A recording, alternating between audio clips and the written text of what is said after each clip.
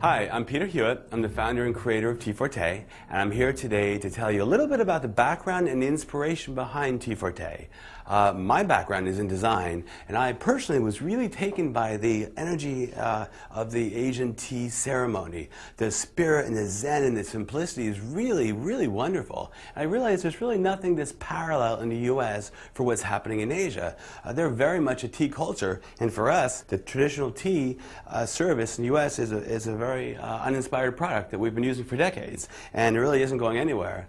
So I thought it was a great opportunity to really reimagine the entire ceremony, from the tea bag to the accessories to the presentation, just the entire thing. To really put on a fantastic presentation and really give guests a wonderful experience with tea. The core of this whole brand is the infuser that looks like this. It's really completely different than any tea bag before. It's made of a very high quality fabric that we fill with flowers and herbs and whole leaf teas and really deliver a lot of flavor. Next, I'm going to have Richard, our tea master, tell you more about tea service and the finer details of tea so that you yourself can be a tea expert and really educate your guests and give them a fantastic tea experience.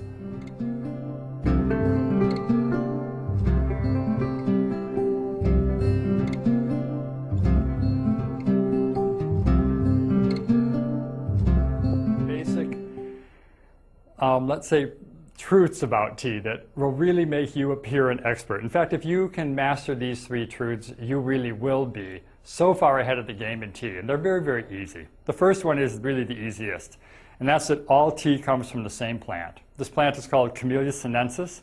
So whether it's a black tea, a green tea, white tea, oolong tea, it all comes from that same plant. Much like wines all come from grapes, teas all come from Camellia sinensis. The second fact that I think is really an interesting one is that really the difference between white, black, oolong, and green teas comes in the processing, or what we call the manufacture of the leaf. And it's really all tied to oxidation. A white tea, for example, is just a tea leaf that's plucked and allowed to dry. It really isn't oxidized at all. Nothing happens to it other than plucking and drying. It's white tea. That's pretty much the definition of it. A green tea, however, it's plucked, it's withered, it's rolled, and then it's dried.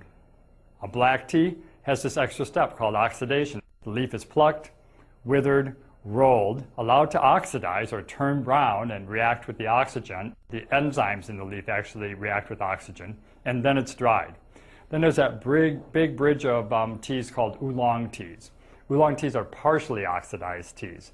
And they form a very large category of tea, not so well known in the West yet, but coming very soon. And we have a beautiful one in our line called Formosa Oolong, partially oxidized tea that I think you'll find to be very, very popular.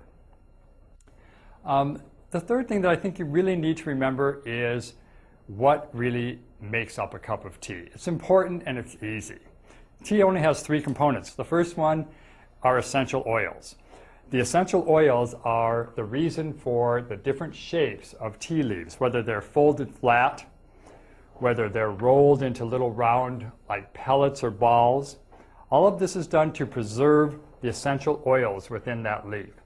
All of that folding and rolling so that the essential oils won't evaporate out of the leaf during transport or storage. The second and very important component of tea, and one that you hear a lot about in the news these days, are polyphenols. Polyphenols, flavonoids, these are the health-giving components of tea. They really bring the health benefit to the tea. They also bring mouthfeel to the tea. And I should back up a little bit. Those essential oils, they bring aroma to the tea. Polyphenols bring mouthfeel. And what mouthfeel is, it's that liveliness within your mouth. The third component is caffeine. We all know what caffeine does. It brings us energy. I think maybe I've had a little too much today. I think that one of the common misbeliefs also about caffeine in tea is that a white tea or a green tea contains naturally less caffeine than a black tea. One of the reasons that people often think green tea does have less caffeine is because we often steep green teas in cooler water for shorter periods of time. So let's talk a little about the teas themselves. Other than the fact that they have three components and that they all come from the same shrub and their oxidation levels are different, there's something that's very obvious when you look at our teas. They're beautiful. They're full leaf teas, coarse cut herbs, very different than this type of tea that often is found in tea bags. The problem with this type of tea is that it has too much surface area. These little bits of leaf have so much surface area that the essential oils escape before they get into your cup. Very different than whole leaf tea, which is folded so or rolled so that there will be retention of oils into your cup. Whole leaf tea will give you exceptional color, exceptional flavor, and exceptional aroma. Also, we choose our teas not only for their beauty and the style of their leaf, meaning the roll or the fold of their leaf, but for their forgiving character or forgiving quality. And what that means really, if a tea is forgiving, it means it has a very broad band of tolerance, meaning that you can steep it at different temperatures and for different time lengths and still not ruin the tea. You can still bring a nice cup of tea to the table even if you have been delayed in getting it there or if the water wasn't quite hot enough. I thought what I'd do is start with just some general tea steeping tips. Okay. And then we'll talk about how we serve tea forte. I think one of the most important things is to make sure you preheat your porcelain vessels or your steeping vessel for tea. It's really important because porcelain gets really cold. An easy way to do that is just take your teapot or service cup over to your hot water. Just swish a little bit around the bottom and you can feel that it gets really warm. Mm-hmm. Then just go ahead and get rid of that.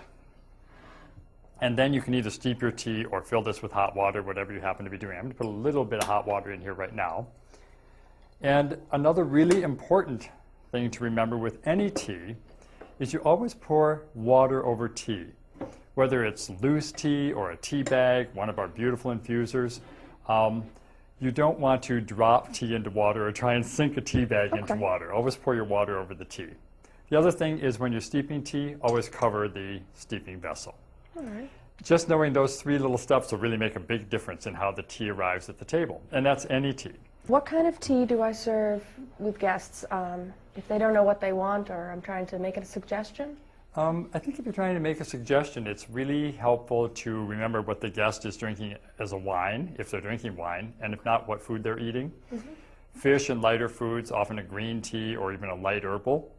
If they're eating a beef meal, something heavy and hearty, and they're drinking hearty red wines, you might want to recommend a black tea. Okay. When you serve milk or honey, which tea would you serve it with? Well, generally, milk and honey are served with black teas. Okay. However, a lot of people nowadays are sweetening their teas. So you might ask them if they would like sweetener. Lemon usually comes with a straight black tea. Okay. Every once in a while with a green tea, but very, very rarely with an herbal. What is the recommended steep time for each tea? Well, black tea is about 5 minutes. Okay. Herbal tea is also 5. And then green teas and white teas about 3 minutes. I hope that this helped you to understand the service of our teas. And again, good luck, and we're looking forward to meeting you someday.